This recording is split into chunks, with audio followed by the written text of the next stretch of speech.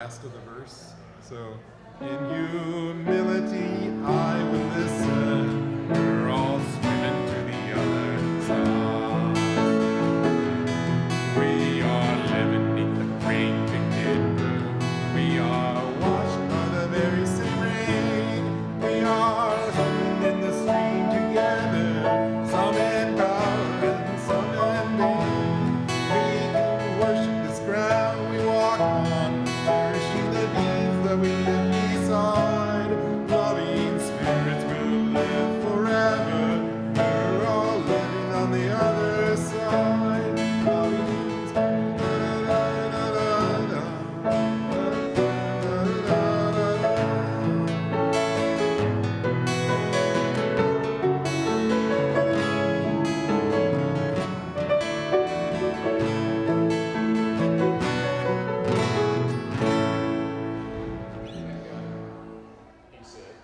Yeah. Did that follow? I find every time I try to use the page, I get confused. I'm the other way. Most of the time. In theory, it all made sense, and then when we got to the coda, I forgot to move. Okay. Yeah. But I think it'll be fine. Okay.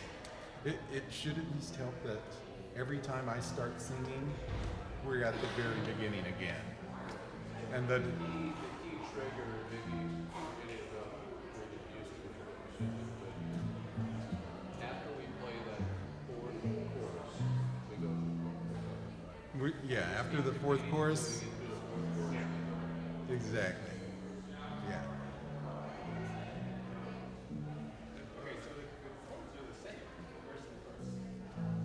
And is that what's confusing?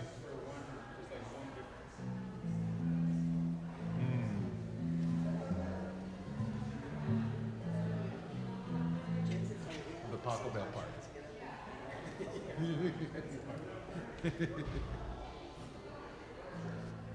Yeah, if you want to add in.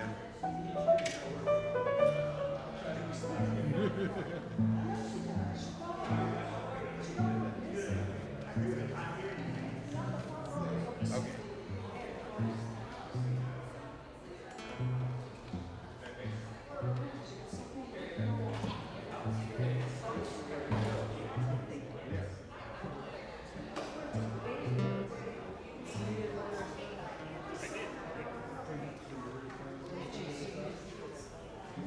Yeah, it's a little bit late.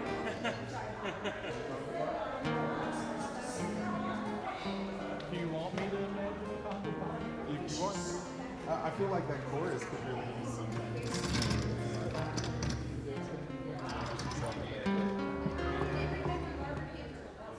I saw Jennifer. I don't know if I saw Jennifer. Oh yeah, that's Jennifer. Play a little bit of that.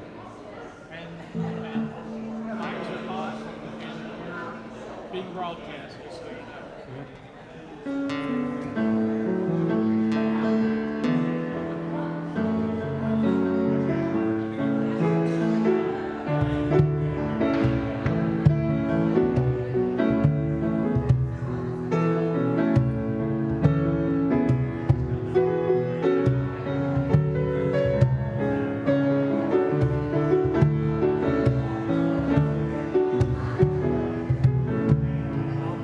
I'll make it up. That's the option.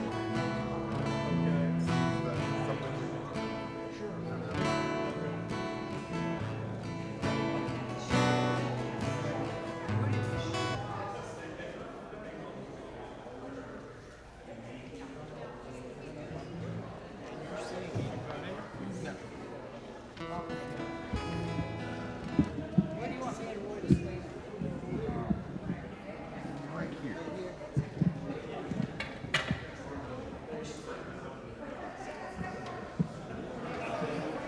Does it need to be higher?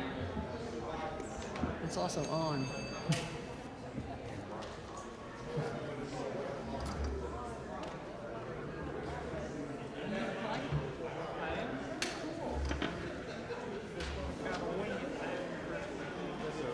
Slow.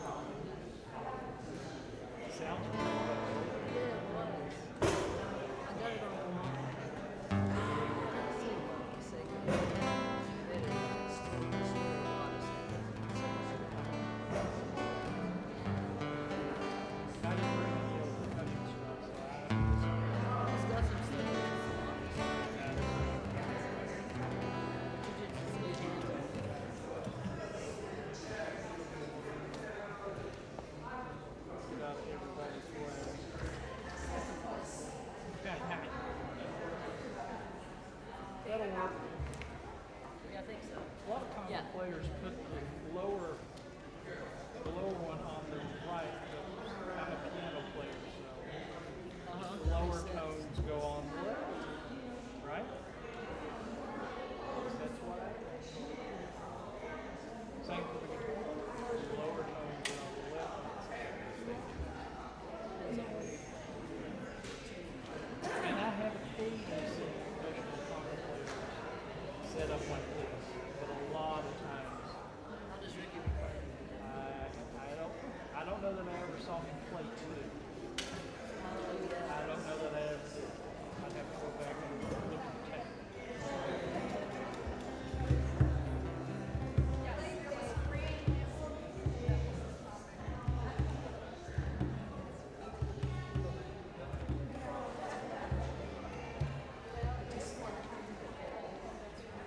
So after going into the sermons,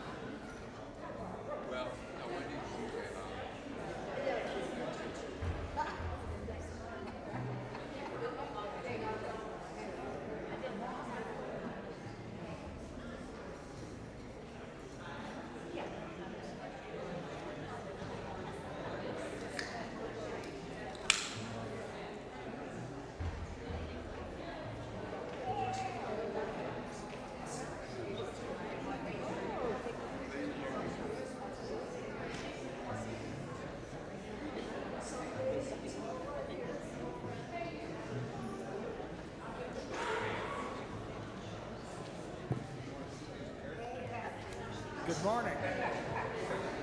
Is this working? Good morning anyway.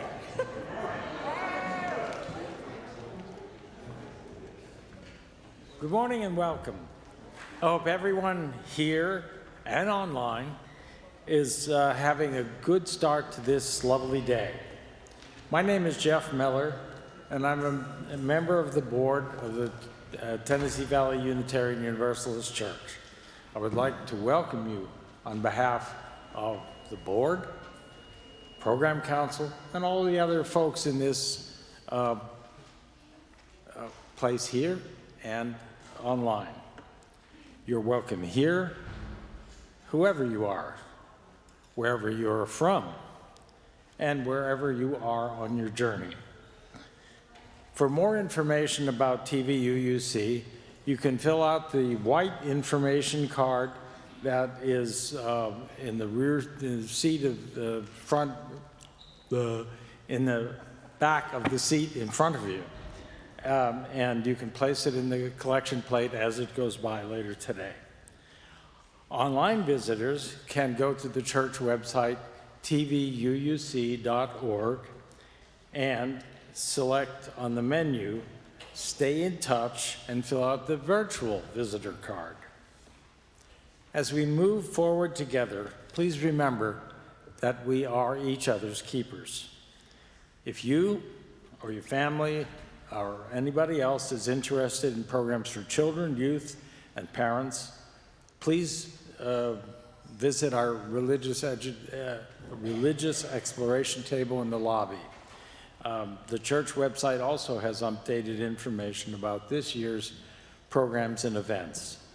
Miriam is there today and will answer any questions you might have about the program. As for announcements, Mark Mahandro asked me to provide this announcement to you about Starting Point. Starting Point is the new curriculum that replaces New UU and UU 101. It's a class not only for people interested in membership, but also for established members. It offers newcomers, old-timers, geezers like me, an opportunity to explore ways in which Unitarian Universalism can make a difference in yours and my life. Not only will it help you decide if UUism is right for you, but it's also an opportunity to reflect on your beliefs and values. There will be two kinds of classes, in-person and online. The in-person classes will take place on September 10th and 17th from 1 to 3 p.m. in the Lizzie Crozier-French room. That's the first room to the right as you walk in the front door. And there will be Zoom classes, and you are asked to RSVP to Mark Mohandro. And if you need his address or need to find him, I can help you do that. I also have an announcement for Alice Woody to come up here and recruit people to help with Family Promise. Is Alice about? Oh, where is she? Ah, she's right. Ah, okay. Alice, please.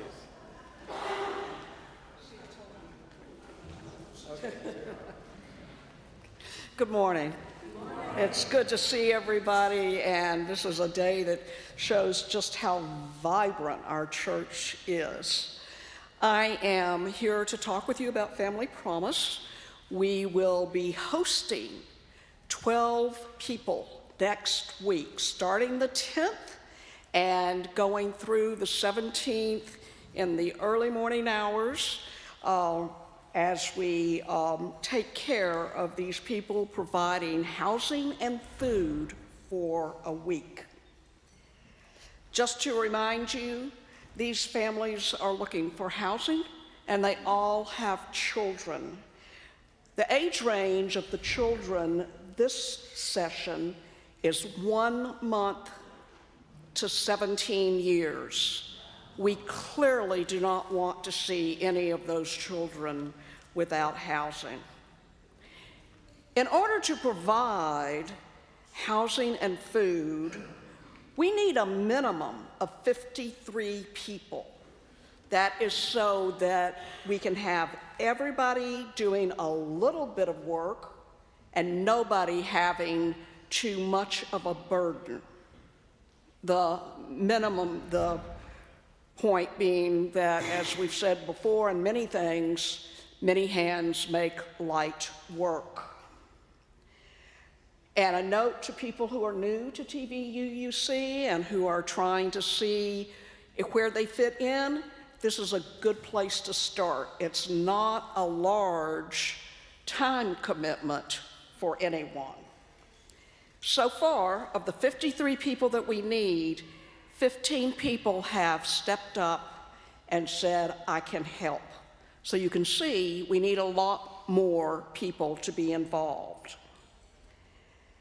Betty Coleman, Betty, I saw you briefly, yay. Betty Coleman and I will be in the hallway on the left-hand side as you exit the building with a table with sign-up sheets. We hope, even if you're not sure if you want to do something, you will stop by, talk to us, get more details on what each of these jobs involve. The main categories are people to set up and take down the beds and other equipment for the families, cooking and hosting during dinners, and staying overnight in case the families need any help. I hope you will support TVUUC's decision to help families with children who are currently without housing. So stop by, you can get out of line for the meal, stop by, talk to us, maybe sign up, that would be great. Thank you so much.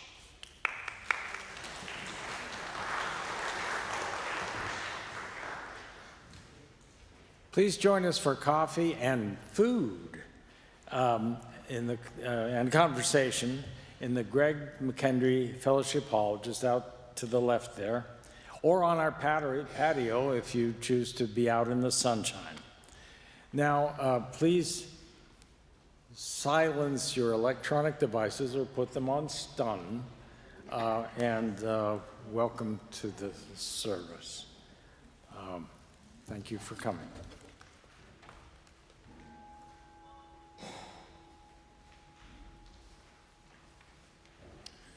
Good morning. I'd like to have you join me in a meditation. The music is printed in the program, and we'll be singing it in two halves and then putting it together. But as we begin, please breathe with me. First in.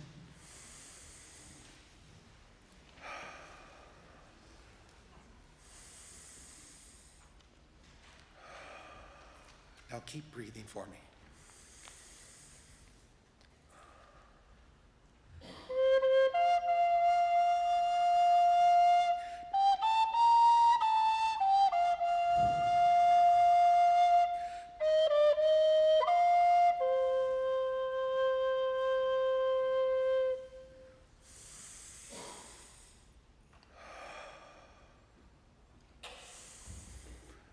Another day is not only possible, she is on her way.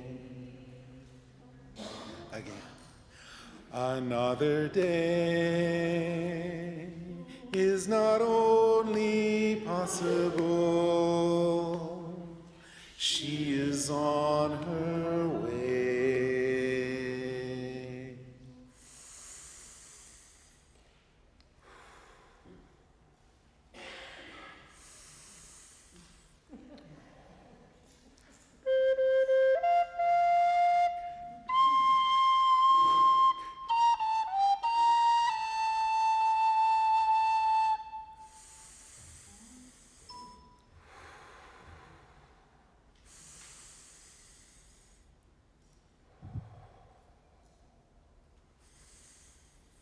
On a quiet day, I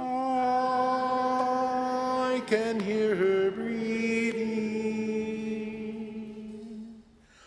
On a quiet day, I can hear her breathing. Let's sing it from the beginning with another word. Another word is not only possible, she is on her way. On a quiet day, I can hear her breathing. Another word is not only possible, she is on her way. On a quiet day, I can hear her breathing.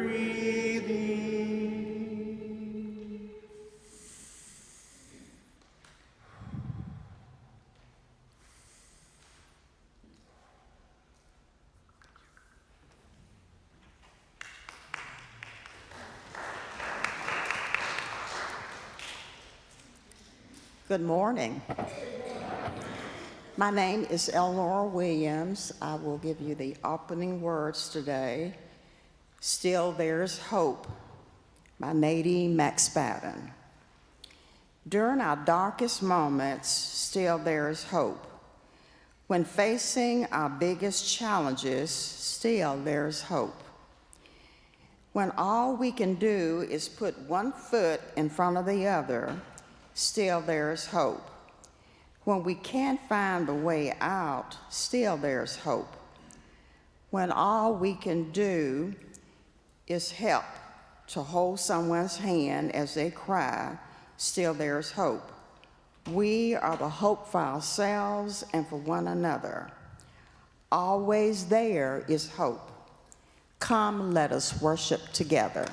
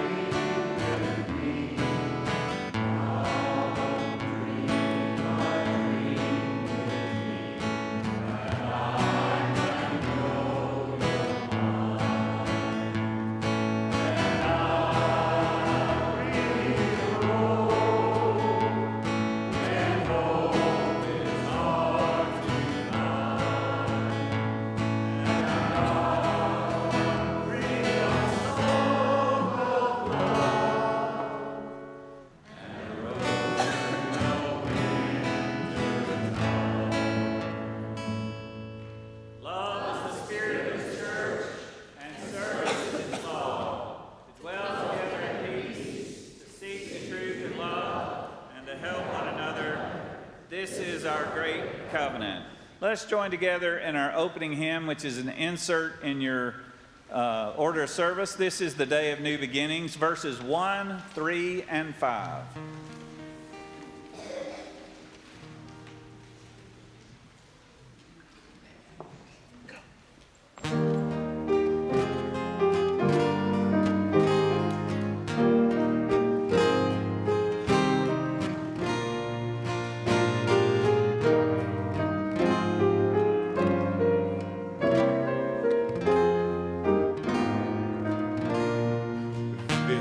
A day of new beginnings, time to remember and move on, time to believe what love is bringing, laying to rest the pain that's gone.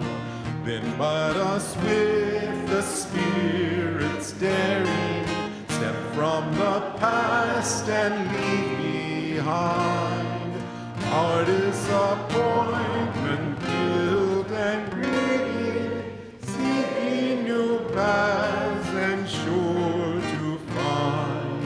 In faith we'll gather round the table to taste and share what love can do. This is a day of new beginnings. Our God is making all things new.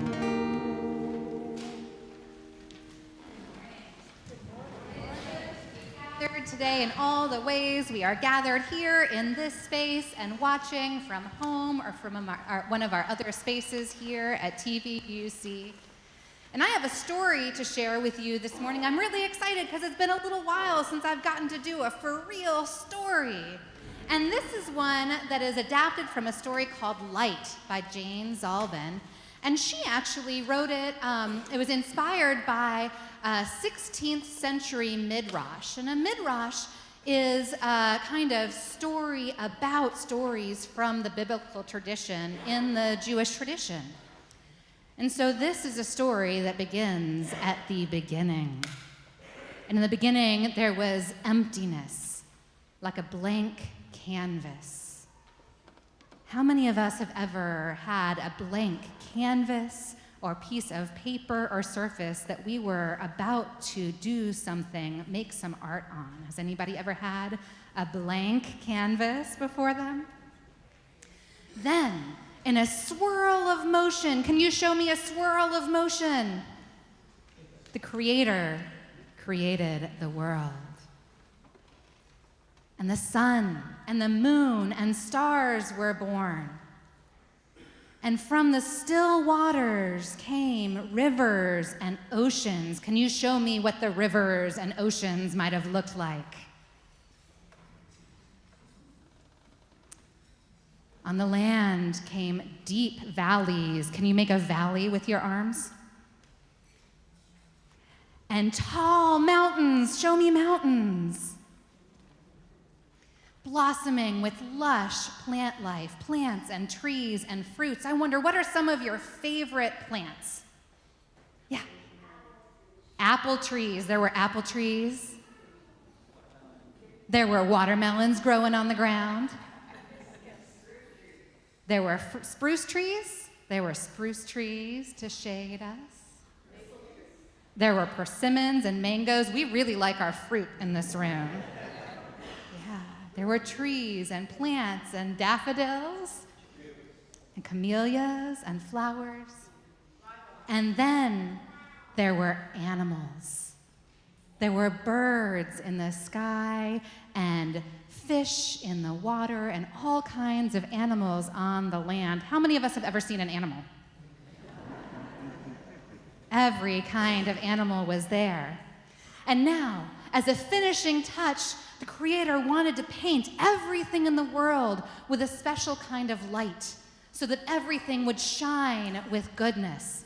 And the light was so powerful, it had to be kept safe in a giant jar. Can you imagine how big the jar must have been to hold enough light to paint the entire world? And so the Creator took the jar and began to open the lid, but then, something happened.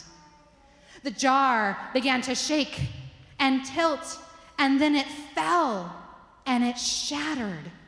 And what do you think happened then? What happened to the light?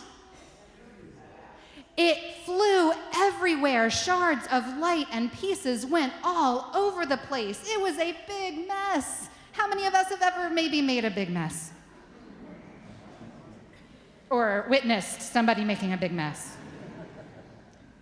And the Creator wanted to clean up all the pieces of light so that it could be used to paint the world, but the Creator knew that they could not do this alone. Who would help? Would the frogs help? The fish? The insects? Maybe, but then the Creator had an idea. Have any of us ever had a really exciting big idea before? People were made. People to help search for and gather the shards of light and bring them back together to make the world whole. And the people searched everywhere, high and low, and they found the light in so many different places. They found the light shimmering in blades of grass with morning dew on them. And they found the light on a dragonfly's wings. They found the light in the loving eyes of animals. How many of us have ever been loved by an animal? They found the light in each other. And sometimes they were able to find the light in themselves too. Now, there is still much light to be found before the world is whole. We know that the world is not perfect, right? Does the world still have some healing to do? But as long as people can work together to find the light and bring it together in community, there is hope that the world can be one. And so may we all be finders of the light wherever we go, so that we can be people who work together to help heal the world. And that is our story for this morning. And now our learners and leaders who are heading to our religious exploration spaces are going to head out as we sing them out. Thank you.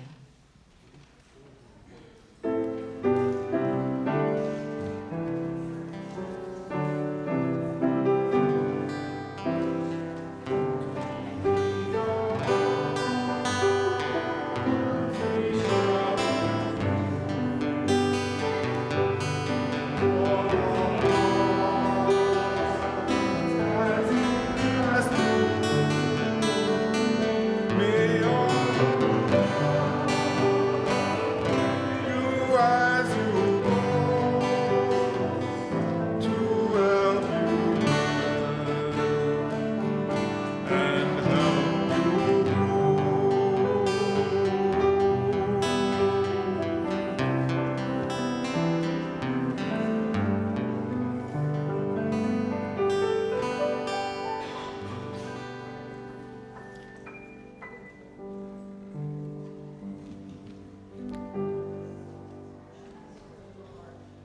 It's my privilege to do our first Joy of Joys and Concerns today and announce the volunteer of the month is Wendy Sire. Wendy, are you in the ring? Come on up. Let's see. Go ahead. Wendy Sire, you may see her most Sundays at the caring table. And one of the things I can tell you, because I visit people who are housebound and others, is how much people care about the cards they receive. Every time I go visit someone, that's something they mention. And if you've ever tried to write a card for someone, you know how challenging it can be to find the right words. But in addition to that very important work, she's done a lot for our auction and an infinite amount for our Congolese family that's part of our efforts to help refugee families all over the world.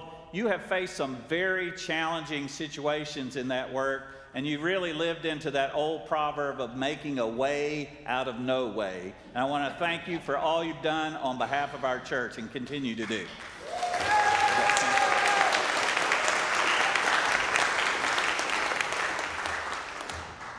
Thank you. I'm humbled and honored. There's so many people that deserve recognition as volunteers. In fact, I find most of what I do is simply recruiting and scheduling other volunteers. So those of you that have said yes when I came begging, I thank you. That has made my job a joy. When I joined this church 18 years ago, when Dick and I joined the church, we didn't know very many people, and somehow I managed to get on the auction committee. Just gotten off, so 18 years on the auction committee. But after a while, I knew half the church, I think. So if you're new to the church, I encourage you, if you want to get connected with the community, volunteer, get involved. And thank you to Casey and Betty for doing this program, the Volunteer of the Month. Thanks.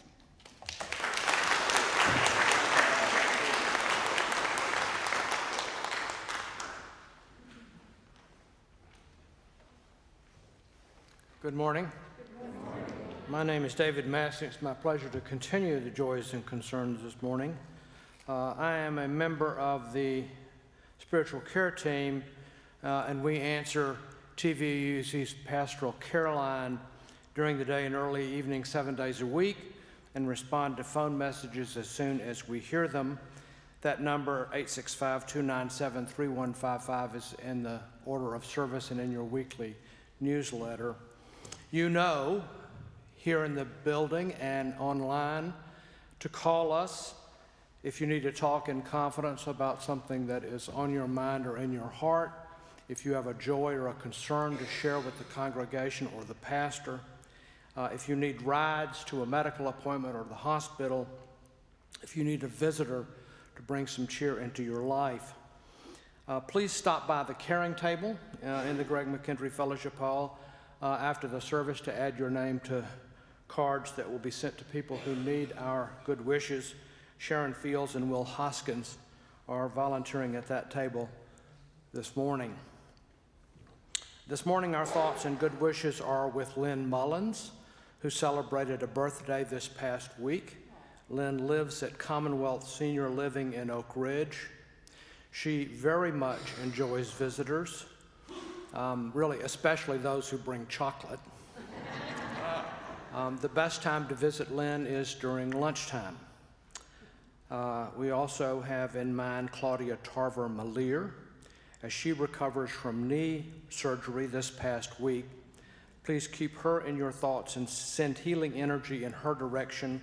Claudia has recently moved into Morning Point of Hardin Valley, an assisted living facility. And Mark Mohundro and his parents, Edgar and Carolyn Mohundro. Mr. Mohundro, who is 84, was driving from a consulting job in Port Arthur, Texas, to his home in Baton Rouge, Louisiana, last Thursday when he was rear-ended by an 18-wheeler. The car was totaled, but he emerged from the accident relatively unscathed, a scary situation all the same. The Mohundros are moving back to Knoxville this fall. Also, please continue to keep Angela Hoffman, Seth McConchy, and their child Nathaniel in your thoughts as they mourn the loss of Angela's father, Charles L. Hoffman, who passed away on Friday.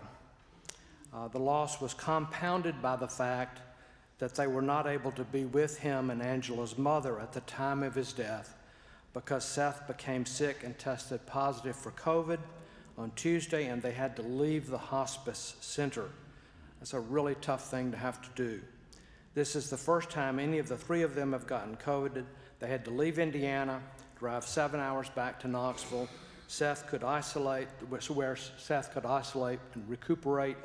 He is in isolation, but feeling better. And so far, Angela and Nathaniel remain well. Two joys to share this morning.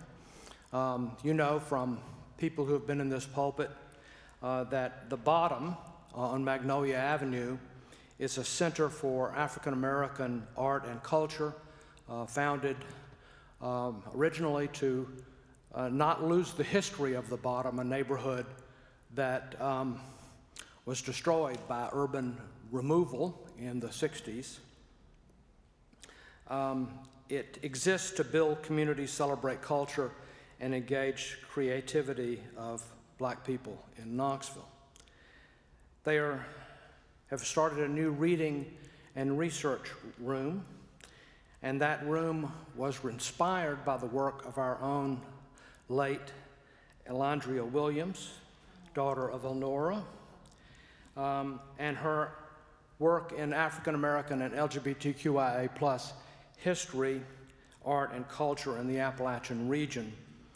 Next Sunday, from 12 to 2 p.m., the bottom will be dedicating the Elandria Williams Reading and Research Room.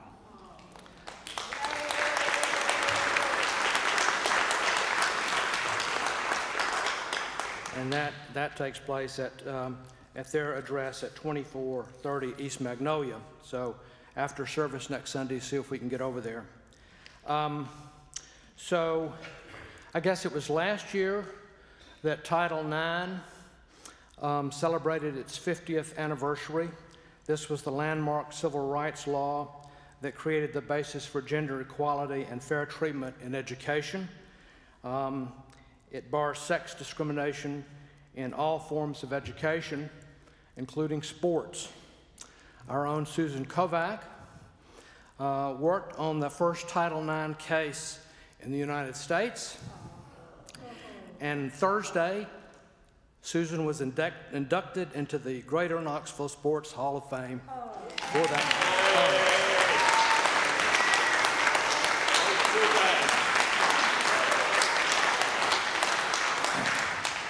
And for those joys and concerns that remain unknown and unspoken, we send our joy and light and love out into the world.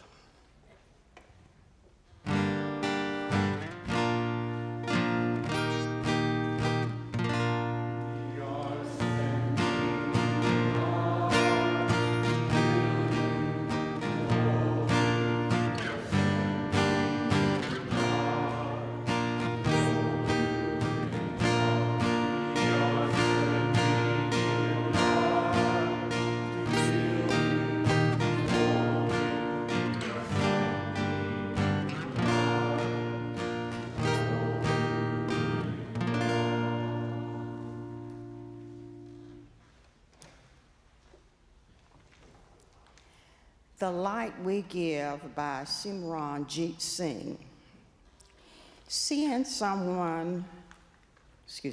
Seeing oneness and diversity is central to Sikh teachings. If the core teaching is that divinity permeates every aspect of our world, the corollary is that divinity is within those differences too. Diversity is to be honored and celebrated, not ignored and degenerated. Everything and everyone is divine. The world is created in the image of God because the world is God. According to Guru Nanak, all creation is interconnected. and the divinity that binds us all together presents itself in myriad ways. That is why the Sikhs say God is without form and yet has infinite forms. We do not have to look through our diversity to find our oneness. Rather, we can see our oneness through our diversity. We don't appreciate one another despite our differences. We appreciate each other because of them. It's not just that we all come from and share a single divine light. It's also that our differences are expressions of one light. When we see ourselves and others as equally divine, we will transform how we treat one another. We will no longer oppress or hurt one another because we will know that harming others is harming ourselves. That stripping others of their humanity is stripping ourselves of our own humanity. We find a helpful idea in the wisdom of Guru Arjan. I see no strangers, I see no enemies. Wherever I look, I see my people.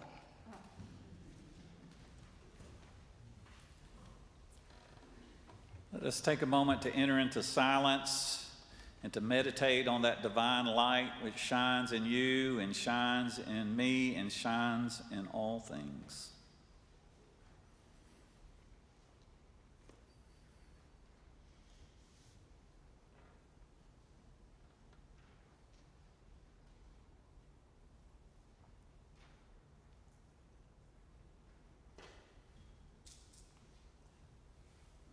Amen.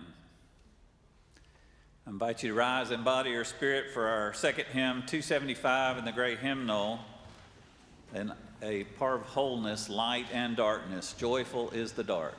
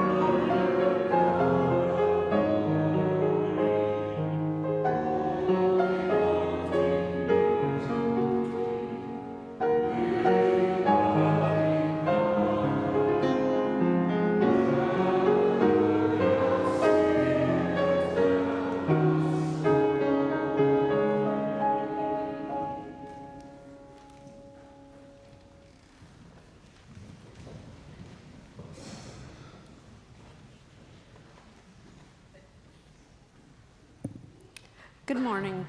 My name is Claudia Presley. I'm the Director of Finance and Operations here at Tennessee Valley. Today is a Generosity Offering Sunday. What that means is that 100% of whatever you give in person or online will go to the General Operating Fund of TVUUC unless it is marked as a pledge. The ways you can give, if you're here in the sanctuary, are with checks or cash in the offering basket as they're passed. There's a giving kiosk in the lobby that will accept debit and credit cards. Or if you're watching online or in person, you can text give to the number 73256, type in TVUUC and the amount you would like to give. Also, if you're watching online on your computer, your tablet, your phone, there should be a green bar or button that says give, or perhaps it says give now. Whatever it says, press it and you'll be taken to the offering site. So thank you very much for being here. Have a wonderful day.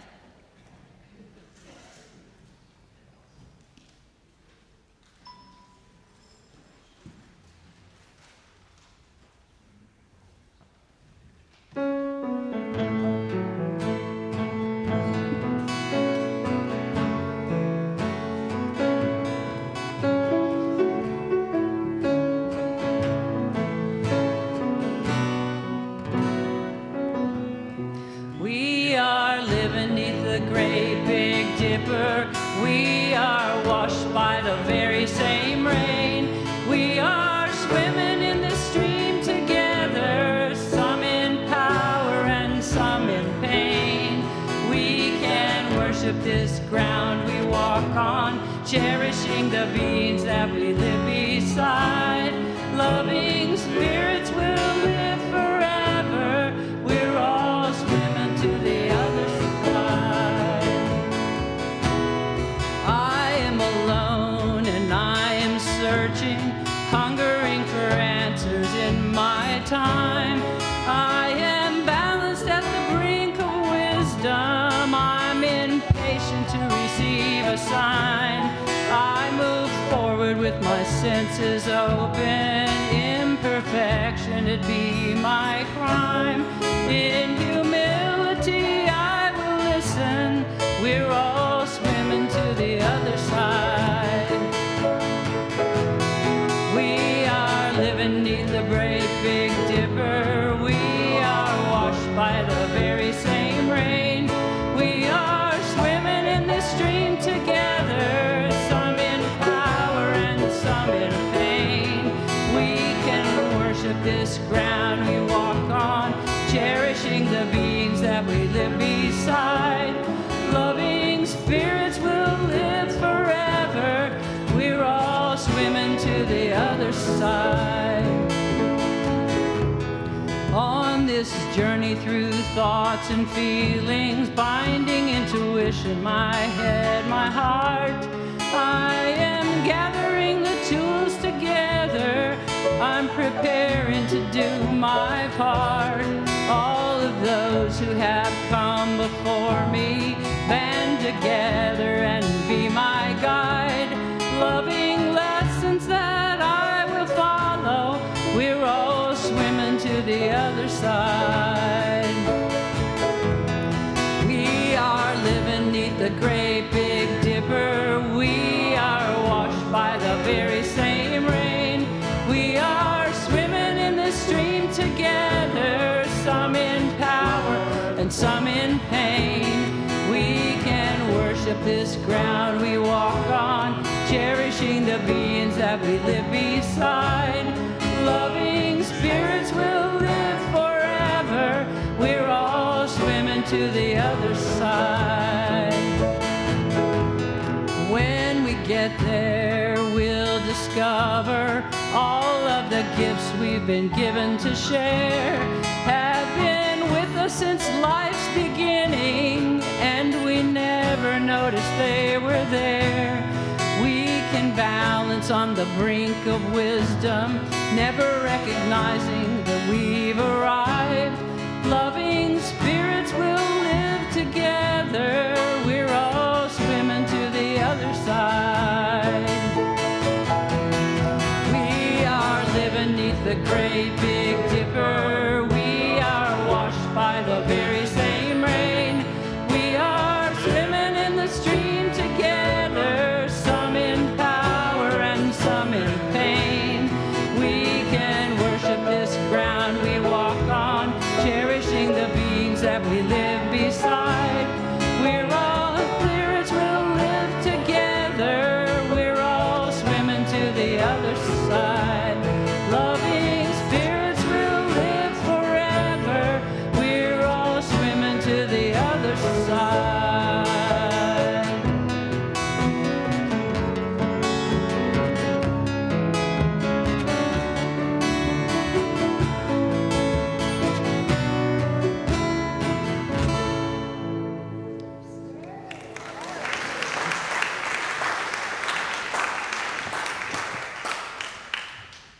The activist Valarie Kaur has a mantra that she repeats to herself when going through challenging times. Let's say it together. Repeat after me. Breathe. Breathe. Push. Push. Breathe. Breathe. Push. Push.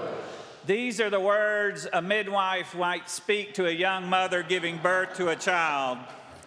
And yet there are words we might consider and be mindful of in other circumstances. For as the Apostle Paul wrote in his letter to the Romans, we know that the whole of creation has been groaning in labor pains until now, and not only the creation, but we ourselves groan inwardly while we wait for our adoption as children of God. This morning I want to speak about hope. And hope is the substance of things hoped for. Faith is the substance of things hoped for and the evidence of things unseen.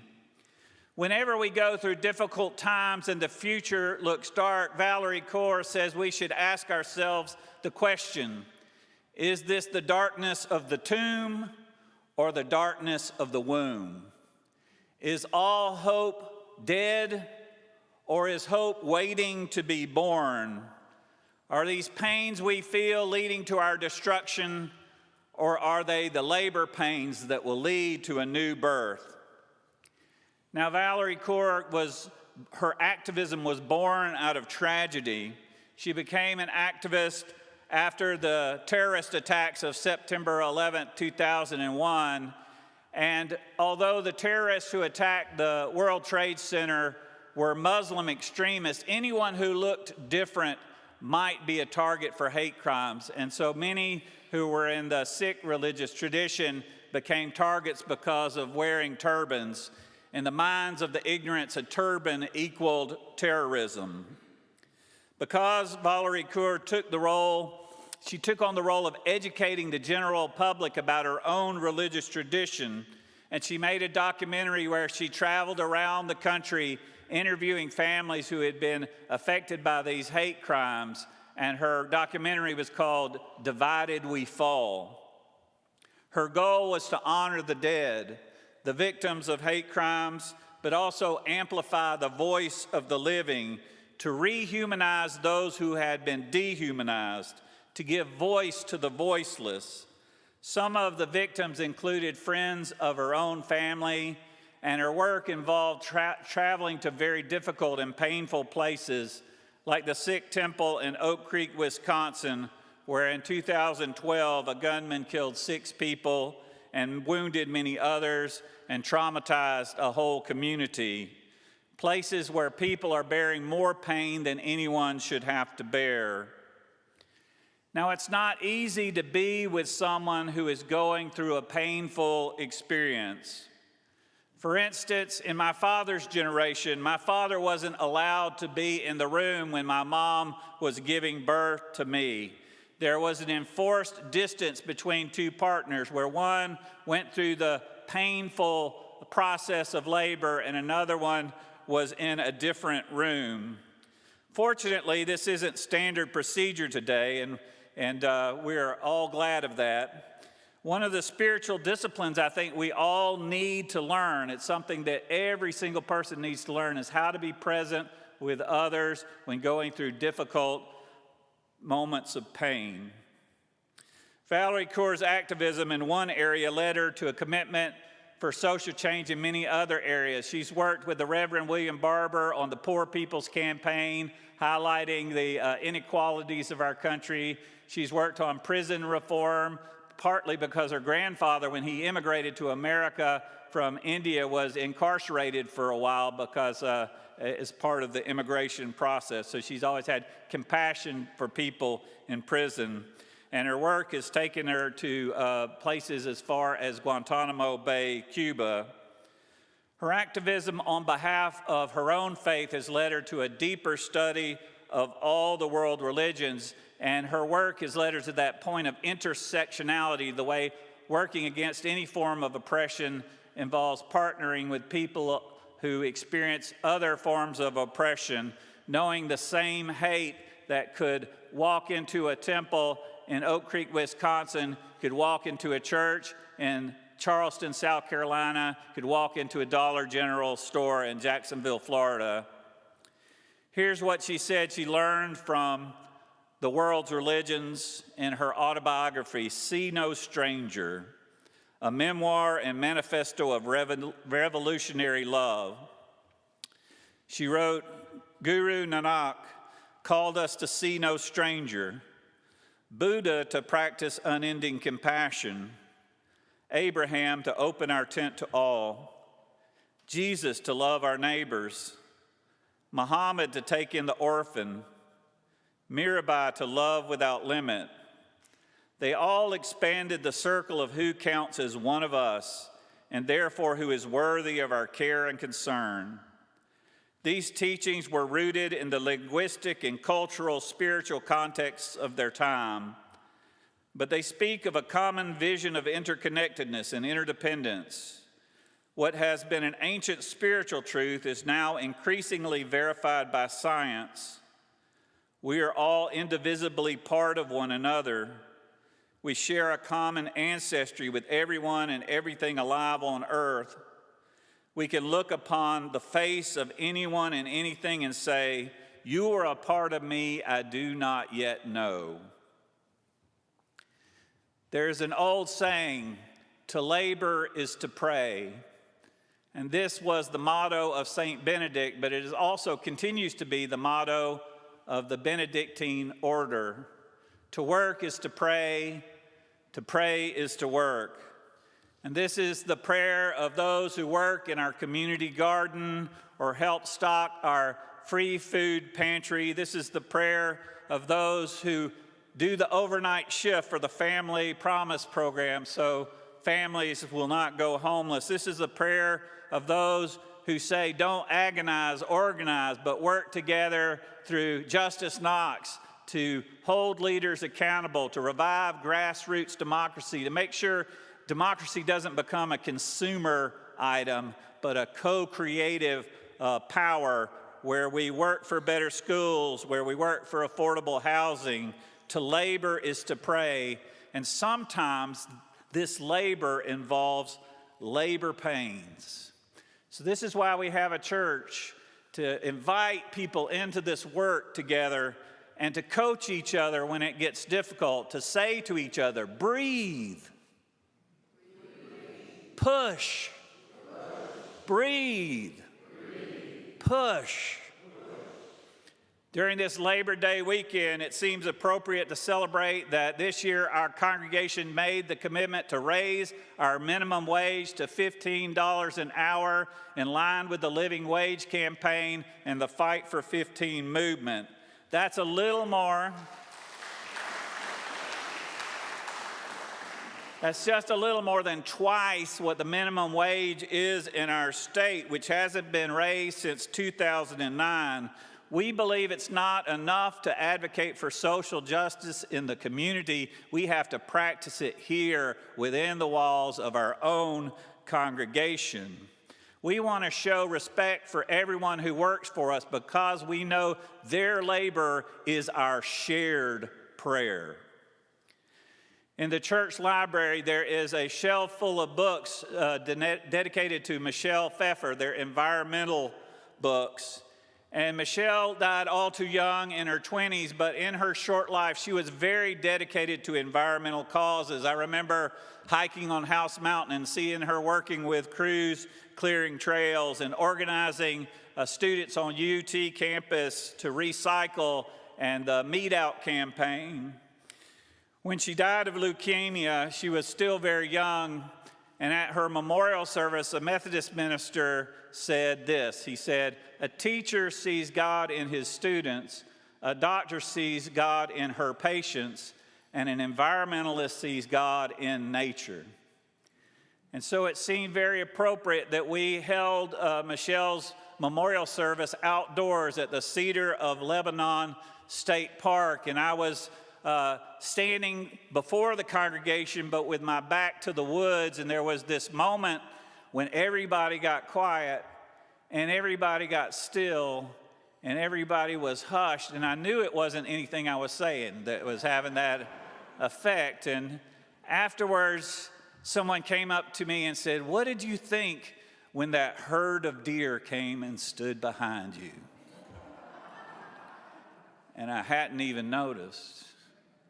But whenever I remember that moment, I think whenever we do the work of justice, all of creation works with us. All of creation works with us.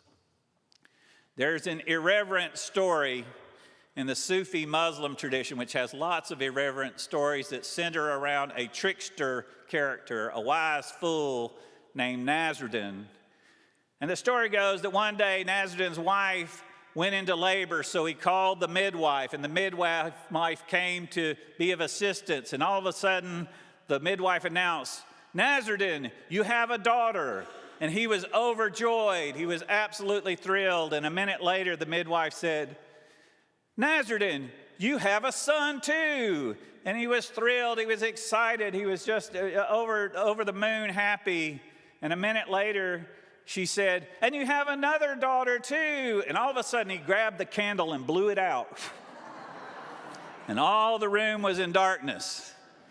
And the midwife said, "Why did you do that?" He said, "What else I could do? Everyone who sees the light wants to come out." This is a very old story, but I tell it today in a celebration of the Pride event that happened yesterday in Blount County, a celebration that the district attorney of that county tried to shut down.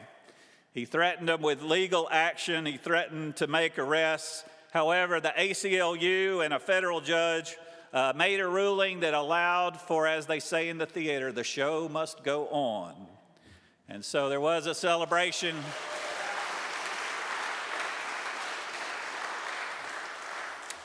My friends, everyone who sees the light wants to come out.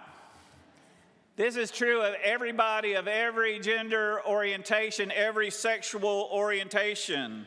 Discovering ourselves, discovering who we truly are can be a painful process. Every one of us goes through it. Sometimes our families don't want us to know who we are. Sometimes it's our friends that don't want us to know who we are. Sometimes it's our religious traditions that don't want us to know who we are. And so we need supportive partners. We need supportive friends who will serve as our midwives. We need friends that will help us undergo those labor pains that lead to a new birth. As the contemporary proverb says, we shouldn't go to places where we're tolerated.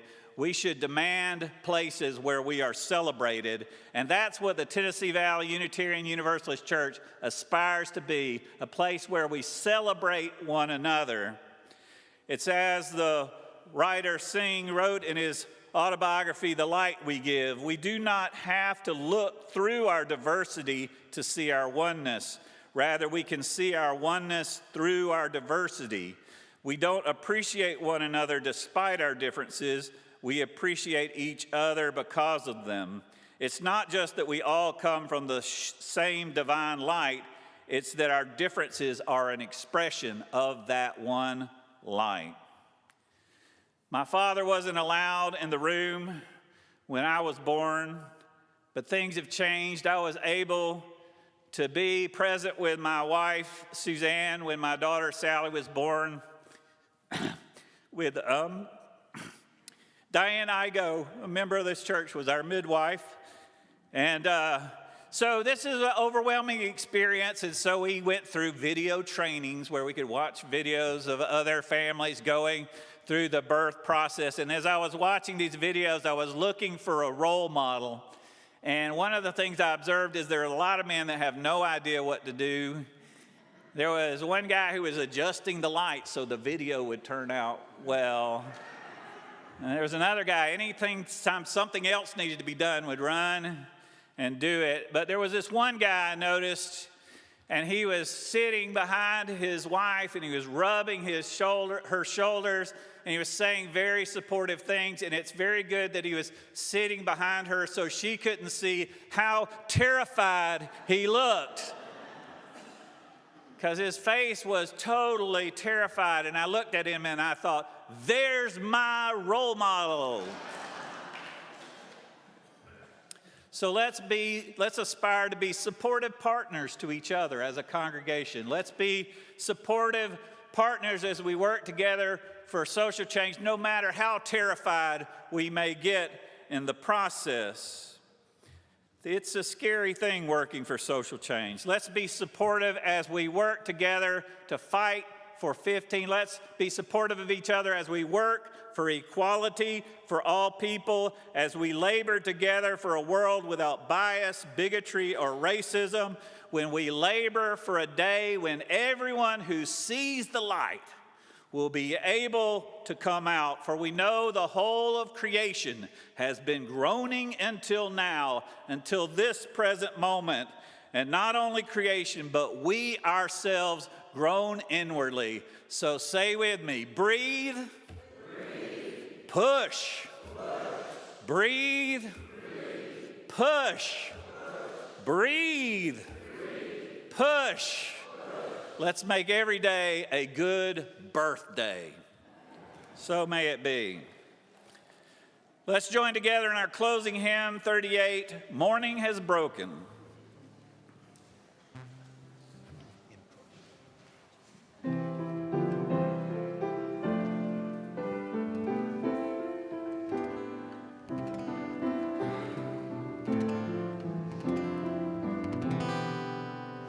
Morning has broken like the first morning.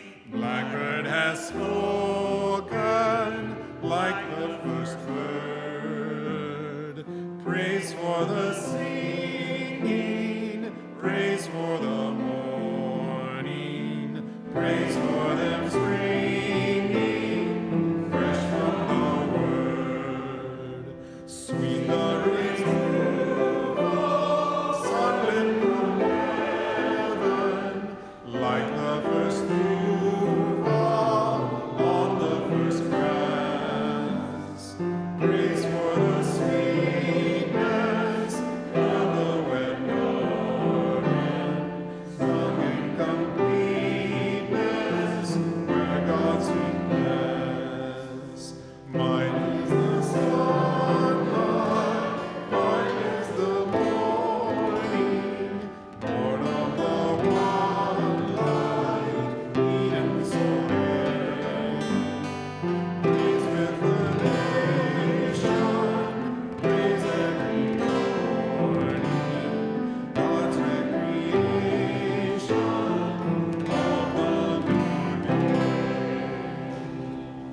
Prophetic Church, the world awaits your ministry of midwifery. Go forward in the power of love, proclaim the truth that makes us free.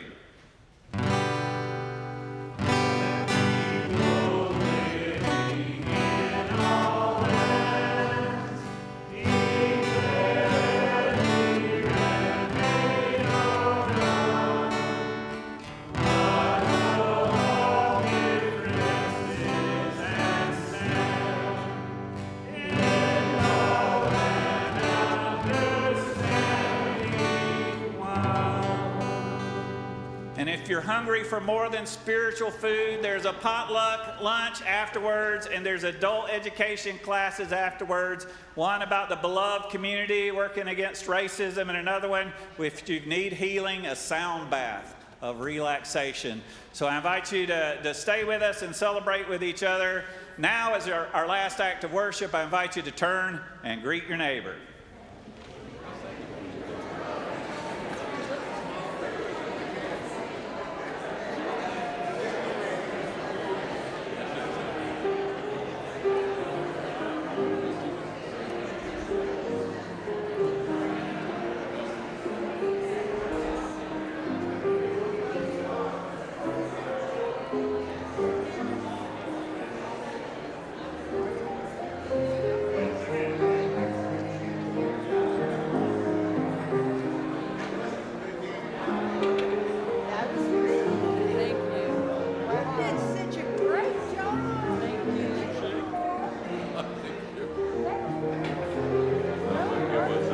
It was hard to take that. That's why I did.